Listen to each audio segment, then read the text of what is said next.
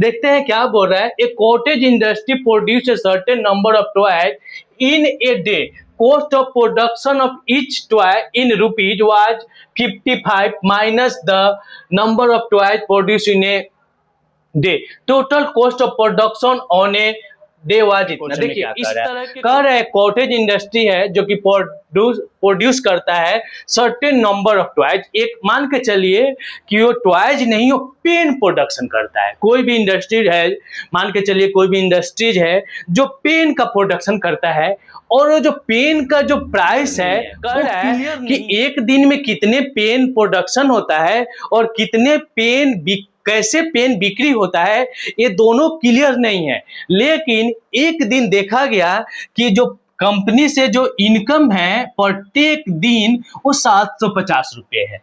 कितना इनकम है? 750। Production into price, समझेंगे, एक पेन का प्रोडक्शन इनटू वन पेन का प्राइस, अगर दोनों को मिला दे तो ही उसका जो इनकम होगा।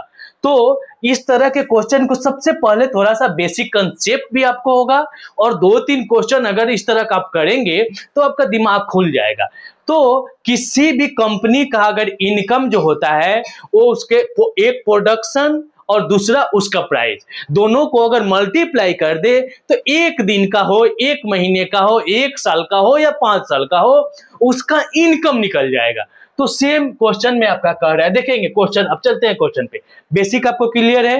एक बार और मान के चलिए कि एक दिन में वो 5 पेन का प्रोडक्शन करता है, एक दिन में 5 पेन का प्रोडक्शन करता है, और एक पेन का जो उन्होंने प्राइस रखा हुआ है तो उसका कॉस्ट है वो 5 रुपए है। तो इसका जो है मैन्युफैक्चरिंग करने पे उनको कितना लाभ होगा? तो दोनों को हम क्या करेंगे, अगर मल्टीप्लाई कर दें तो टोटल उनको प्रॉफिट निकल जाएगा। तो बस यही चीज ये इस क्वेश्चन में। अब देखिए, लेट प्रोडक्शन ऑफ टॉयज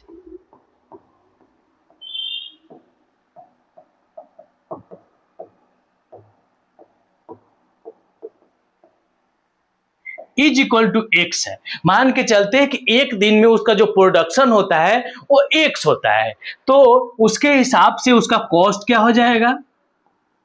तो कॉस्ट हो जाएगा एक्स माइनस 55, जो कि बोल रहा है, कह रहा है कि एक जो cost of production of each day was 55 minus the number of toys production, मतलब एक दिन में जितना नंबर प्रोडक्शन होता है उसका जो कॉस्ट होता है उससे माइनस 55 होता है। तो ये हो गया। अब अकॉर्डिंग टू क्वेश्चन क्या हो रहा है कि x into X minus 55 is equal to 750। बस आपको यही करना था। तो आपको ये समझ में आ गया, और आपका एग्जाम्पल शायद 1 है, इसलिए हम पूरे डिटेल से इसका सॉल्यूशन नहीं कर रहे हैं, बस हमने आपको कंसेप्ट दे दिया। अब नेक्स्ट क्वेश्चन देखते हैं। इस एक्सरसाइज का सबसे बड़ा क्वेश्चन पे चल रहे हैं हम लोग। ये जो क्वेश्चन है एक्सरसाइज 4.1 का है, और इस तरह का क्वेश्चन का रिपीटेशन होने का जो चांसेज है वो 99% तक चला जाता है, क्योंकि ये जो क्वेश्चन है आपके डेली लाइफ से जुड़ा हुआ है और बहुत ही इजी क्वेश्चन है। आप बस कंसेप्ट समझेंगे, क्वेश्चन सॉल्व कर पाएंगे। 80 किलो समझेंगे। सबसे पहले क्वेश्चन 480 मान के चलिए आपको ही जाने हैं, आप 480 किलोमीटर जाना है आपको। आप एक यूनिफॉर्म स्पीड से आप जो सोचे होंगे हमको 5 घंटा में जाना है, तो आप 5 घंटे में ही जाएंगे, क्योंकि आपका स्पीड ठीक ठाक चल रहा है। लेकिन जैसे ही आपका स्पीड 8 किलोमीटर लेस हो गया तो आप 5 की जगह 5.5, 6, 7 घंटे में जाएंगे। कोई आदमी उसको एक नॉर्मल स्पीड या यूनिफॉर्म स्पीड से जा रहा है तो उसको नॉर्मल टाइम लगता है, बट क्या हुआ कि अचानक कहीं पे देखा गया बारिश हो गया या फिर कोहरा हो गया, जो भी कारण से हो, क्या हुआ कि स्पीड को 8 किलोमीटर कम करना पड़ा, तो क्या होगा, उसको टाइम जो है उतना ज्यादा लगेगा। तो टाइम जो आपको ज्यादा लग रहा है वो 3 घंटे की टाइम ज्यादा लग रहा है। तो उसका स्पीड क्या था? तो देखेंगे, सबसे पहले हम 1-2 फार्मूले इसका लिख लेंगे। 1-2 फार्मूला हमको लिखना होगा, नहीं तो ऐसे क्वेश्चन हम नहीं कर पाएंगे। तो सबसे पहले हमको लिखना है speed speed is equal to होता है distance by time, distance by time, ये याद रखेंगे आप, ये बार बार पूछा जाता है और आपको याद होना चाहिए कि किसी भी अगर निकालना हो तो जो डिस्टेंस है उसके अगर डिस्टेंस में टाइम से हम डिवाइड कर दे तो उसका स्पीड निकल जाएगा। इसी तरह अगर टाइम निकालना हो तो अगर स्पीड डिस्टेंस को अगर स्पीड से हम डिवाइड कर दे तो टाइम निकल जाएगा। ये 2-3 फॉर्मूले आप इधर उधर करके इसको याद कर सकते हैं, क्रॉस मल्टीप्लिकेशन करके। तो अगर टाइम निकालना हो तो डिस्टेंस में अगर स्पीड से हम डिवाइड कर दे तो उसका टाइम निकल जाएगा। तब देखते हैं क्या करते हैं, इस क्वेश्चन के लिए हमको क्या मानना है, हमको क्या निकालना है, स्पीड निकालना है। तो जो निकालना है उसी को हम मान लेते हैं, तो जो निकालना है उसी को मान लेते हैं। तो let the speed of train is equal to x kilometre per hour है। मान के चलते हैं कि जो ट्रेन का स्पीड है वो 8 किलोमीटर पर आवर्स है, तो टाइम निकल जाएगा। टाइम निकालने में कोई परेशानी नहीं होनी चाहिए क्योंकि ऑलरेडी आपका डिस्टेंस दिया हुआ है 480 km बाय आपका x किलोमीटर पर आवर, तो टाइम निकल गया, ये टाइम आपका निकल गया, कोई दिक्कत नहीं है। मतलब अगर नॉर्मल स्पीड से हो जाएगा, उसको बीच रास्ते में कोई परेशानी ना हो तो 480 बाई x किलोमीटर उसको टाइम लगेगा, तो इसी टाइम में वो जहां जाना चाहिए था वहां पहुंच जाएगा, उसको कोई परेशानी नहीं होगा। लेकिन इसमें परेशानी हो जा रही है, तो लिखेंगे क्या, आफ्टर रिड्यूसिंग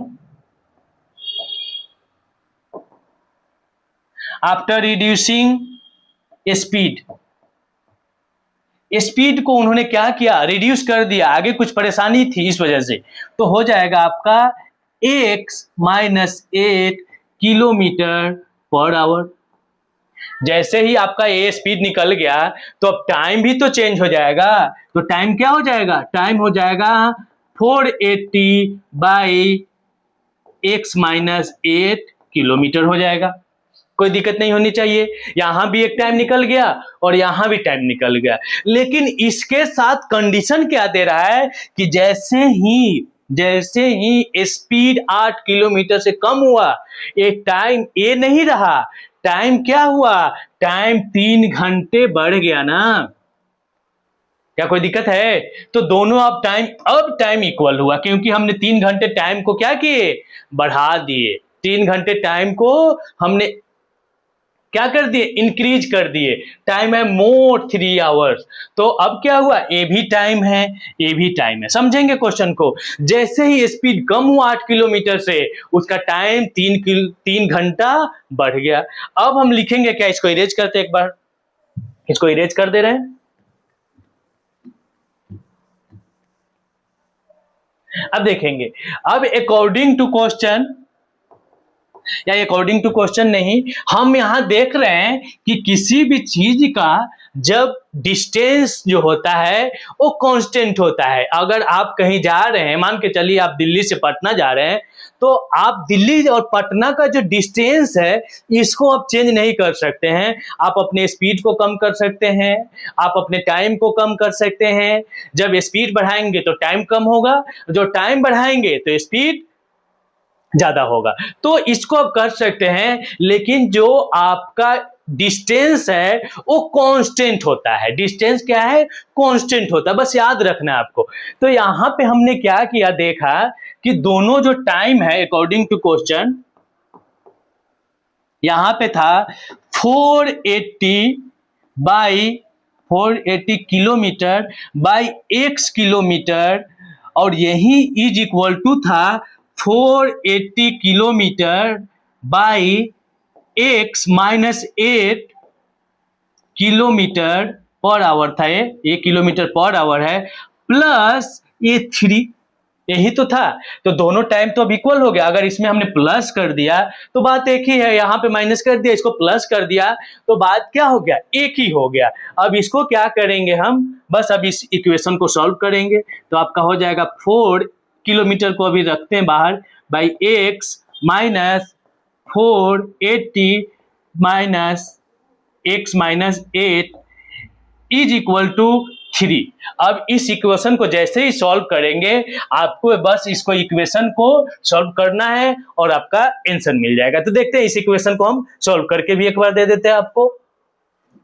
तो ये हो जाएगा आपका, इसका हम एलसीएम लेंगे तो हो जाएगा x इंटू एक्स माइनस 8, ये हो जाएगा आपका x से जाएगा तो x माइनस 8 इंटू 480 माइनस ये हो जाएगा आपका 480x इज इक्वल टू 3। अब इसके बाद क्या होगा, इसको मल्टीप्लाई करेंगे तो हो जाएगा 480x माइनस इसको मल्टीप्लाई करेंगे तो 64, ये हो जाएगा 380 माइनस 480x डिवाइड बाय हो जाएगा, इसको मल्टीप्लाई करेंगे तो X square minus 8x is equal to 3।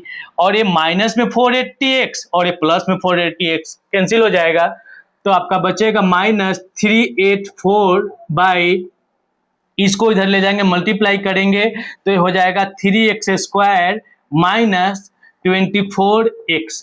आपका यही जो रिक्वायर्ड इक्वेशन होगा यही होगा। तो इतने बड़े क्वेश्चन को सिर्फ आपको कंसेप्ट क्या याद रखना है, इक्वल टू होता है डिस्टेंस बाय टाइम। बस इसके बेस पे ये सारे क्वेश्चन सॉल्व हो जाएंगे। एक और क्वेश्चन बहुत ही लॉन्ग क्वेश्चन है, एक और क्वेश्चन है बहुत ही लॉन्ग क्वेश्चन है, उसको एक बार कर देते हैं।